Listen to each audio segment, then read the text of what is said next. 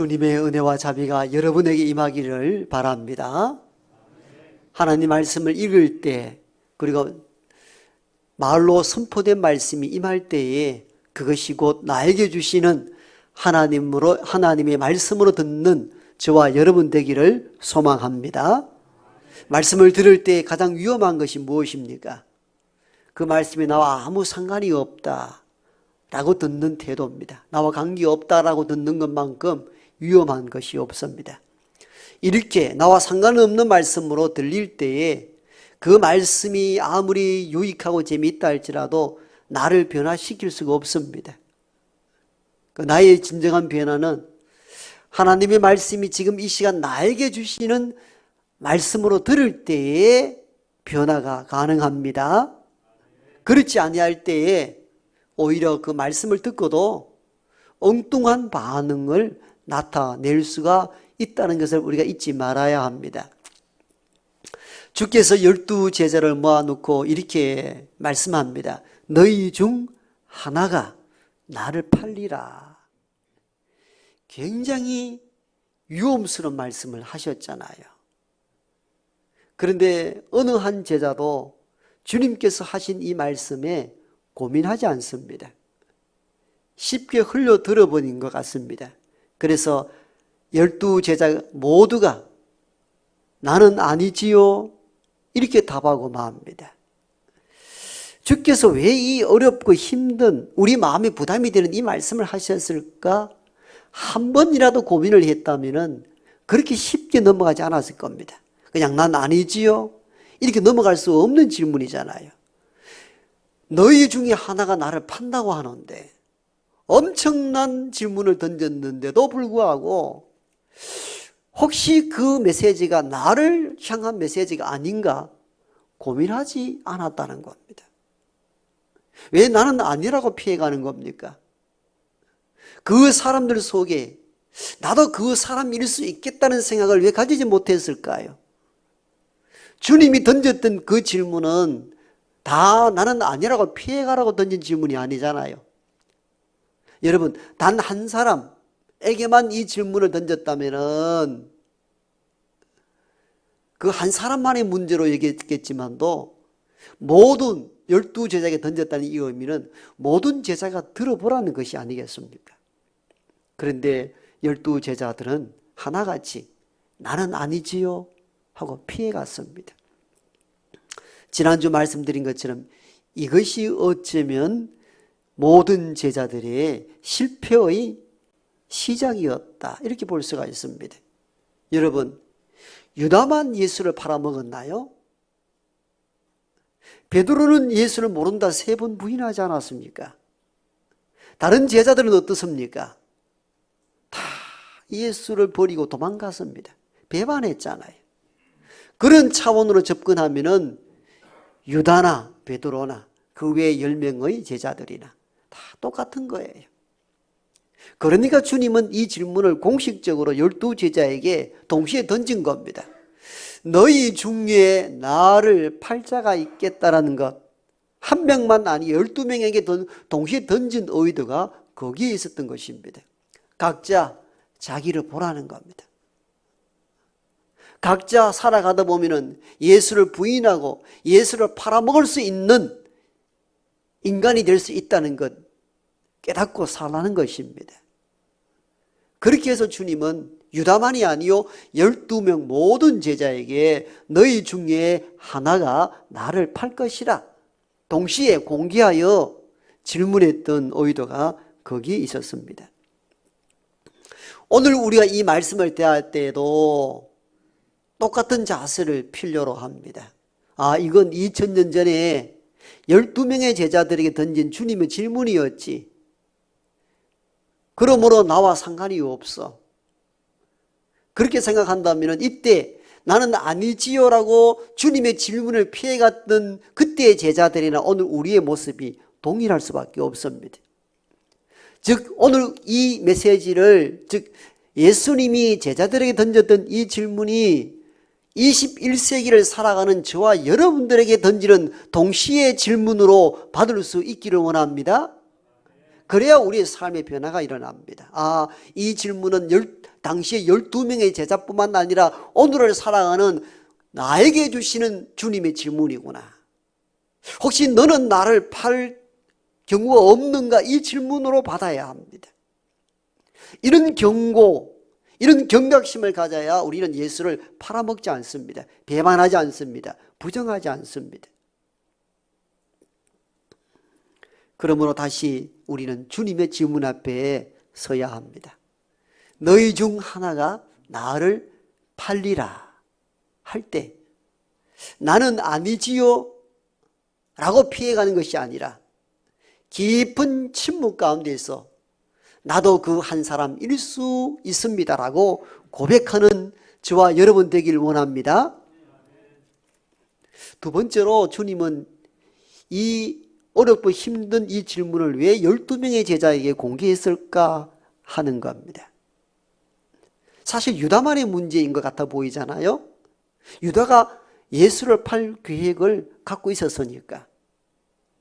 그래서 이건 유다에게 던진 질문이다. 개인화시킬 수 있는데 주님은 12명이 모인 곳에서 이 질문을 공개해 버리잖아요. 의도가 무엇이었을까요? 이건 개인의 문제가 아니고 공동체 전체의 문제로 인식하라는 것입니다. 그런 이유 때문에 유다 개인에게만 이 질문을 던진 것이 아니고 12명 모든 제자가 있을 때 던진 의도가 바로 여기에 있습니다. 이건 개인의 문제가 아니라는 겁니다. 12명 모든 제자가 공동의 책임을 가져야 될 일이라는 것입니다. 왜 그런가요? 그건 유다만 예수를 팔아먹었지 다른 제자가 무슨 문제입니까? 그렇게 개인화시키면은 우리는 주님의 질문을 잘못 이해한 것입니다. 여러분, 유다가 예수를 팔아먹었습니다. 그러면 일반 사람들은 예수를 따랐던 예수의 제자 공동체를 어떻게 이해하겠습니까? 이렇게 이야기하겠죠. 저놈들, 예수 팔아먹은 제자들, 지 선생을 팔아먹은 놈이 어디 있느냐? 유다 개인의 문제는 예수님 제자 공동체 전체의 문제가 되는 것입니다. 한 개인의 잘못이 한 개인으로 끝나는 것이 아니고 공동체 전체의 문제가 되는 것이죠. 주님은 이러한 것을 염려했기 때문에 12명 제자 모두에게 공통된 이 질문을 던진 겁니다. 너희 중 하나가 나를 팔리라. 즉, 이 문제는 유다 개인의 문제가 아니라 예수 제자 공동체 전체의 문제가 될 수 있음을 인식하라는 겁니다. 여러분, 그렇죠? 유다 개인의 문제가 아니죠. 모두의 문제가 되는 겁니다. 그런데 예수님의 제자들은 이 공동체 정신이 없었습니다. 그래서 이렇게 다 답을 합니다. 나는 아니지요. 이렇게 답을 합니다. 나는 아니지요 라는 이 대답 속에는 무엇이 포함되어 있습니까? 나만 아니면 됩니다. 다른 제자들이야 예수를 팔아먹든지 예수를 모른다고 부인하든지 도망가든지 관계없고요. 나만 아니면 되지 않습니까? 지극히 개인화된 답변입니다. 여러분, 이 답변 속에는 공동체 정신이라는 것은 하나도 없습니다. 나 아니면 되겠죠. 뭐가 문제입니까? 바로 이러한 개인화된, 즉 이기적인 정신이 이 속에 담겨 있었던 것입니다. 주님이 12명에게 동시에 던졌던 질문의 의도는 무엇이었습니까?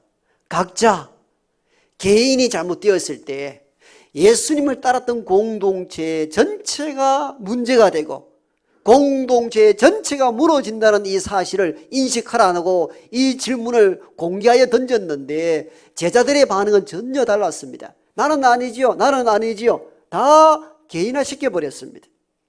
나로 인하여 공동체가 위기에 빠지고 어려워지면 어떻게 합니까? 라는 고민이 없다는 겁니다.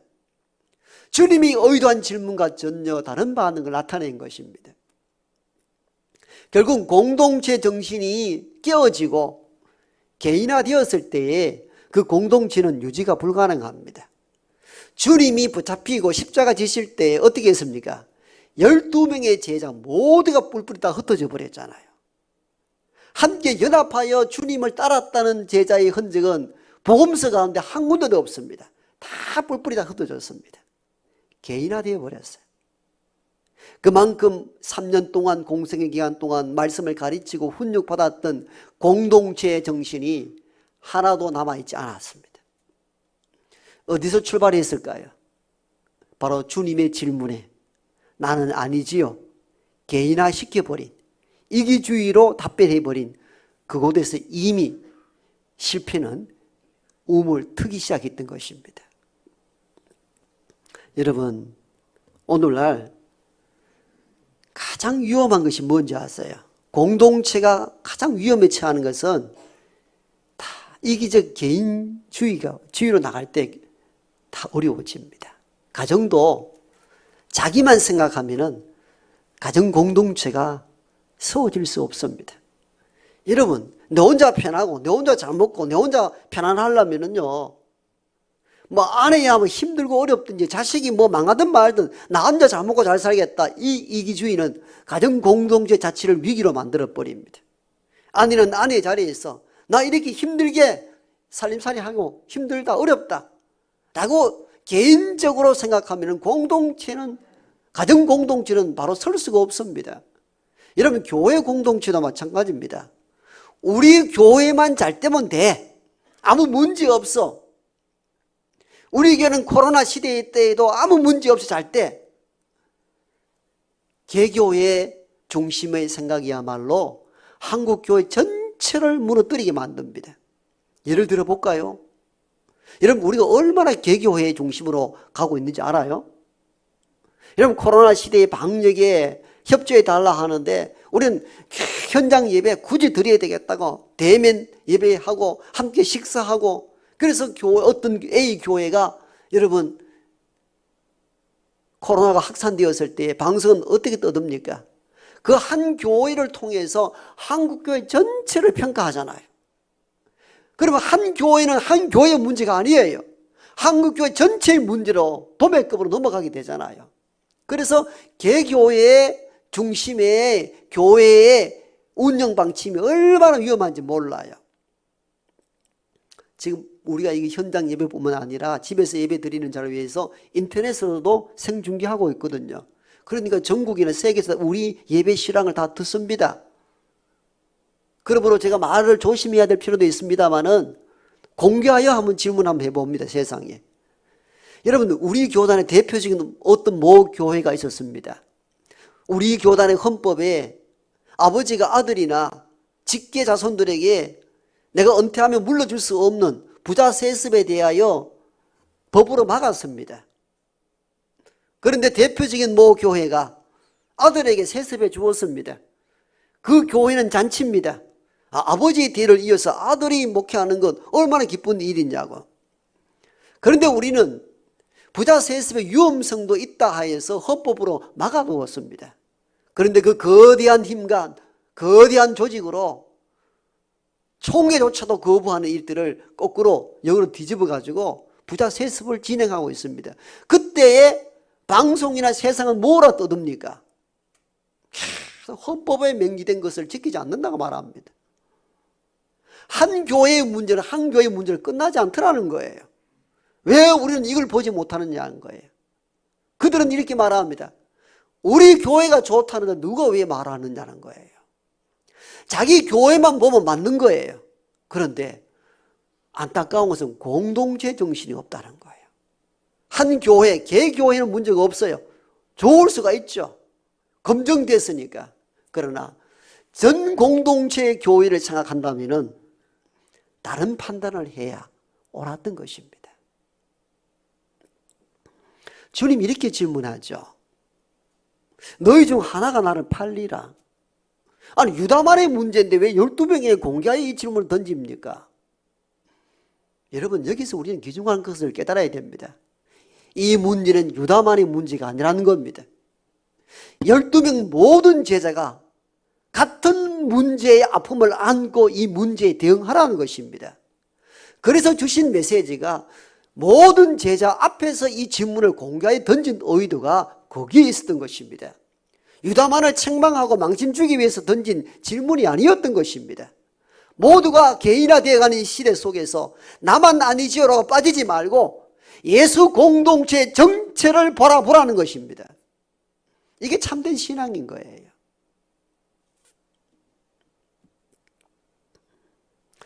여러분, 주님께서 이 말씀을 12제자에게 하실 때가 언제입니까?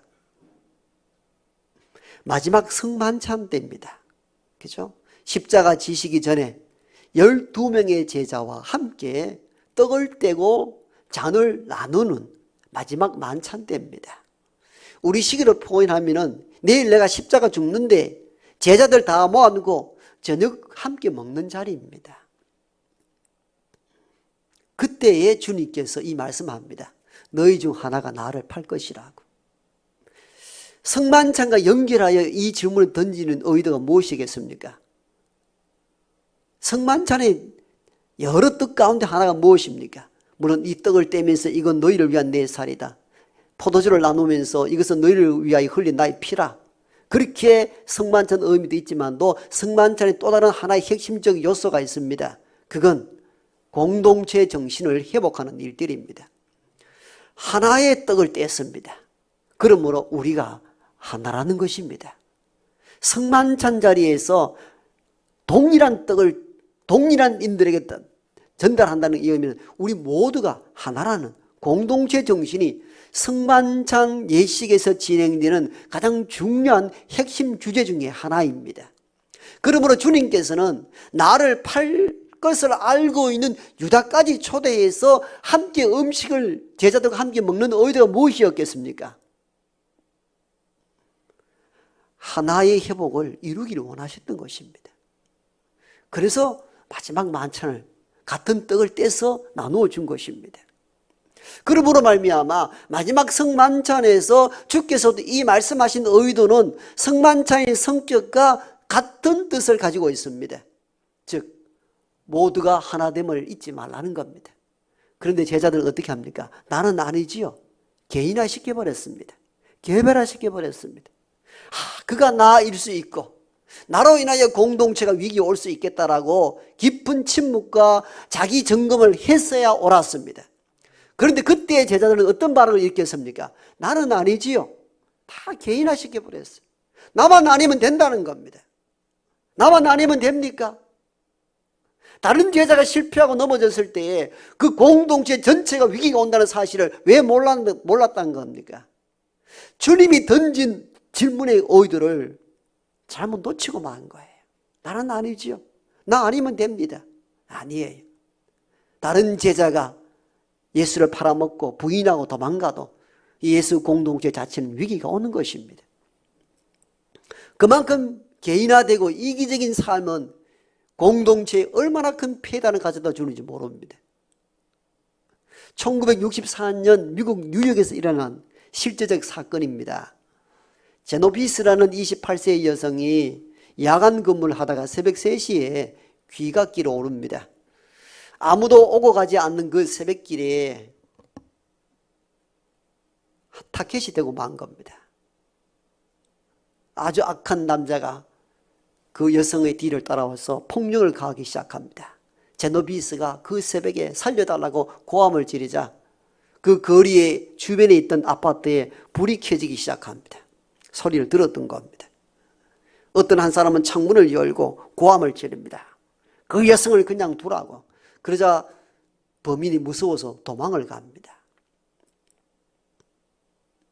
그리고 얼마의 시간 뒤에 다시 이 폭력을 행사하고 도망갔던 이 남자가 다시 이 여성의 두 번 찾아와서 또 폭력을 가하기 시작합니다.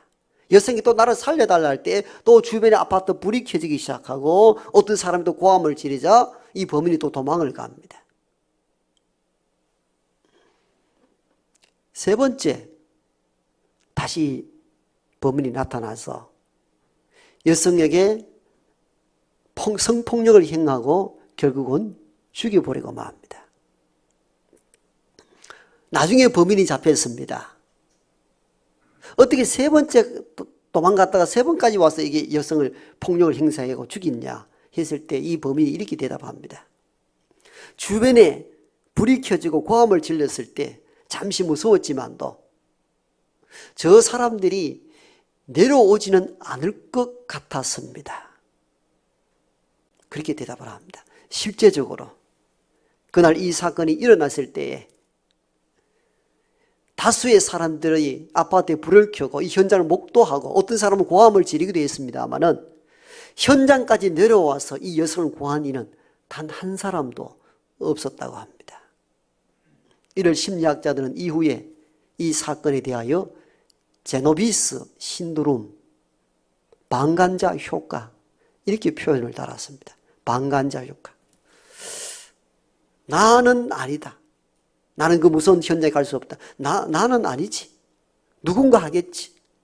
이것이 결국은 제노비스를 죽음으로 몰아갔다고 합니다.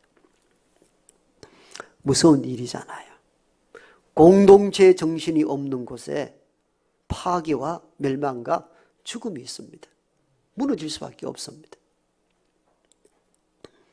여러분, 오늘날 정치가 혼란스러운 이유는 뭡니까? 공동체 정신이 훼손됐기 때문입니다. 다 자기 당리당략에만 의존할 뿐이지 여나 야나 한국이라는 백성 공동체 전체를 위한 정치가 사라진 거죠. 그게 지금 오늘의 위기를 가지고 오는 것입니다. 다 이기적인 집단들로 전락하고 만 겁니다.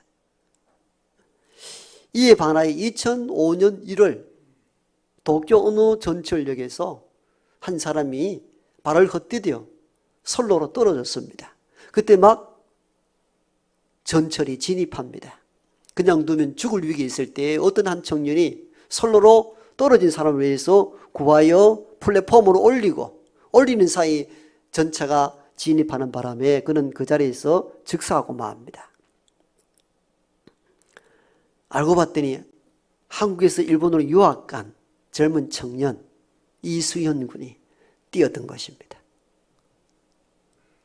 일본 사회가 팔칵 뒤집혔다고 합니다. 왜?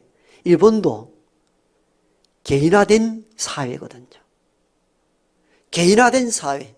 나만 잘 살면 된다는 생각 속에 살아가던 그들에게 일본인이 죽을 자리에 있는데 상관도 없는 이웃나라 한국의 청년이 일본인을 구하고 죽었다는 사실에 너무너무 큰 충격을 받습니다. 그래서 해마다 1월이 되면은 도쿄 그 전철역에 많은 일본인들이 이수연 군을 생각하면서 추모식을 거대하게 한 번도 잊지 않고 한다는 거예요. 공동체 정신을 일깨운 위대한 청년으로 봤기 때문입니다. 주님이 이렇게 질문합니다. 너희 중 하나가 나를 팔리라. 여러분 다시 질문해 보십시오. 왜 12명에게 이 질문을 동시에 던졌을까? 진짜 예수님을 팔 자는 유다밖에 없는데 왜 유다가 아니고 12명 전체에게 던졌을까를 생각하셔야 합니다. 결국은 개인적 문제로 보지 말라는 겁니다. 모두의 공동 책임으로 보라는 것입니다. 여러분 우리 가운데 누가 병들고 아프고 지치고 상하고 하면은 그 개인의 문제로 보지 말고 모든 공동체 아픔으로 볼 수 있어야 된다는 겁니다. 오늘날 가장 큰 위기는 뭡니까? 개인화되고 이기화되어가는 가장 위험한 것이 도사리고 있습니다. 여러분 옆집에 누가 사는지 아십니까? 옆집에 사람이 먹지 못하여 죽고 6개월 동안 그 방에 갇혀 있어도 바로 옆문에 있는 이웃이 알지 못합니다. 우리는 그런 시대 속에 오늘을 살아갑니다.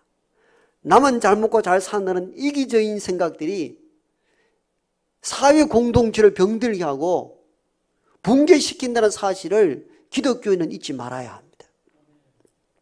너희 중 하나가 나를 팔리라 했을 때에 나는 아니지요. 자기 개인만 속 빼는 것이 아니고 혹 내가 잘못하여 공동체를 흐리게 하고 망하게 한 것은 없는가를 점검하셔야 합니다. 제자들처럼 성급하게 나는 아니지요. 쉽게 개인화시키고 빠져나가지 말라는 것입니다. 언제나 나일 수 있고 내가 이 문제의 핵심이 될 수도 있다는 공동체 이론의 책무를 다할 수 있는 저와 여러분 되기를 소망합니다.